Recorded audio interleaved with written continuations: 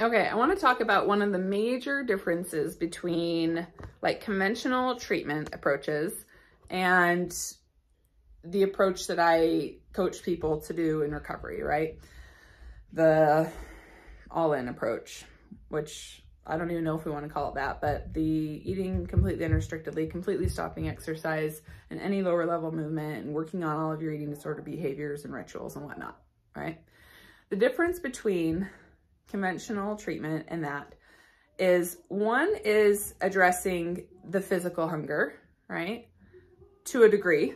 So you go into a treatment center or you're working with a dietitian outpatient and they're giving you a meal plan that's going to take the edge off of your hunger essentially, but it'll drive your weight up because it's more than what you were eating before and your weight is suppressed. So naturally that's going to happen.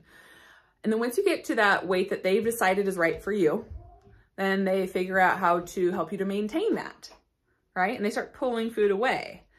Well, the problem with that is that amount of food was nowhere near enough food to teach your brain that food was abundant.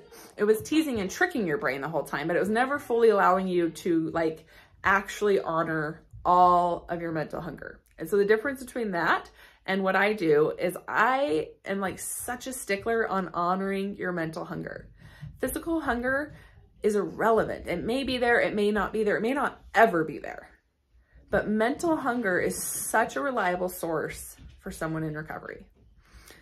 So I was talking with a client earlier today and, you know, we're talking about how she feels like she's eating so much and she doesn't know like why she's still always thinking about food. And I asked some questions and, you know, she's still eating cereal out of mugs, right? Mugs. Why not just giant big bowls? So even if you're having 6 mugs of cereal, why aren't you having 6 giant bowls of cereal? You're just kind of like taunting your eating disorder, but you're also stressing it out because your eating disorder is like 6 bowls of cereal. I'm eating so much. Why aren't I full? I'm so ravenous. What's wrong with me? And it's like, well, no, you're not even eating that much food. It might seem like a lot compared to what your past was like, but why aren't you filling that up with giant bowls? What's going to teach your brain that food is abundant faster? A small mug of cereal, even if it's 6 of them, or a giant bowl, the size of your face or bigger, 6 of those. Like you tell me, which one do you think your brain's gonna jump on and realize like, hey, there's a lot of food in the environment? Of course the latter, right? Of course the big bowls, the big plates, the huge servings. And so if you're still like, I don't know why I still have so much mental hunger. I don't know why I'm still so hungry. Stop fooling yourself because you're not eating enough. Now, even if you are eating 6 giant bowls of cereal and you're like, I don't know why I'm still hungry. It doesn't matter. You don't have to know why. You still want more food and you need to eat it. A good litmus test for this is when you're finishing a meal, are you like, oh my gosh, how many more hours? When do I eat again? Let's see. Okay, I have 2 more hours until I eat again. Are you looking at the clock thinking, when am I going to eat again? Or are you finishing a meal going, oh my gosh, like, please don't tell me we're not eating for a while. Please tell me that like the next meal isn't for a few hours. I'm so stuffed. I need a little bit of time for my food to digest. I'm so full.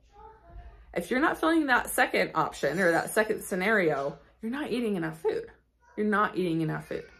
And then talking to this person also, it's like, well, I got really full last night and I just felt like I ate way too much. And it's like, sometimes I feel like when I get full like that, I just think I overdid it. I'm like, no, that should be all the time. You should always be eating to the point where you're feeling physically full, okay?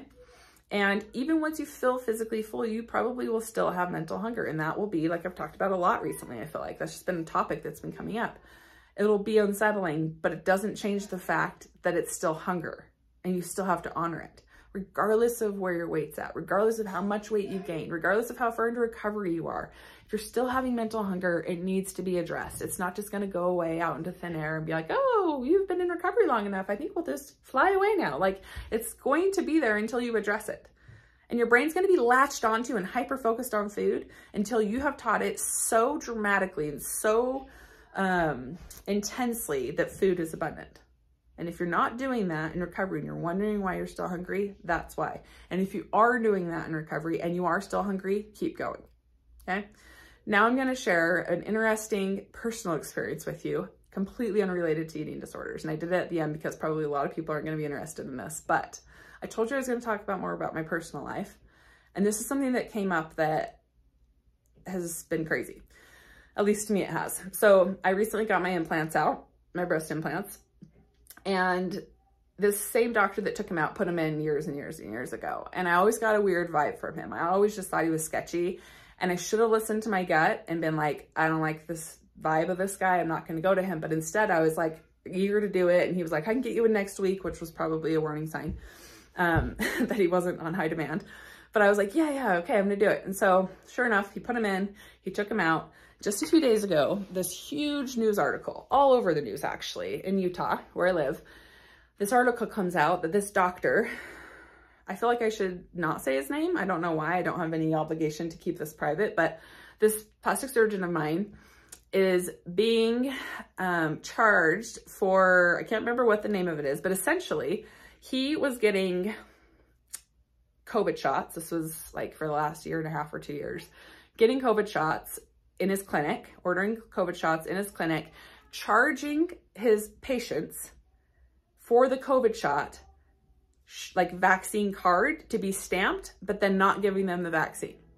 So essentially he'd have a patient pay like $50 or something for the vaccine. He'd shoot the vaccine down the sink, stamp their card that it was vaccinated, and send them on their way. He did that for like thousands of his patients. The fact that he was charging $50 and needed that for thousands, I did the math, like, is it really worth losing your entire license and your entire reputation? To me, it's not, but maybe he was in dire need, which I don't think he was, but it just blows my mind. So then I was like, oh my gosh, this guy's like cut me open. I've been under the knife with him twice. And I'm like, what if he, this is my crazy brain. What if he didn't like take the implants out right? Or what if he left some like remaining tissue that needed to be removed? Or what if he implanted like cancer cells into my body? Now, I know this is totally irrational. My husband's like laughing hysterically at me when I'm saying all these things. But the night I found out, I seriously like didn't sleep. I was like, I need to go get a second opinion. I needed someone make sure, like, the reason I wanted to get those out, because I was really worried that they were like toxic and a foreign object in my body. And I wanted to make sure they were out the right way. Anyways, it's caused me a lot of distress, and the guy is going to be probably likely put in jail, lose his license over this. Oh my gosh, what an idiot, right? So that's my story. There's no big ending other than I'm under resurrect thinking like I probably have cancer growing in my breast tissue now because this guy always prided on how fast his operations were. Well, I'm pretty sure it's because he was doing a crappy job. But it's over with. I can't let it haunt me. The moral of the story is listen to your intuition, listen to your gut.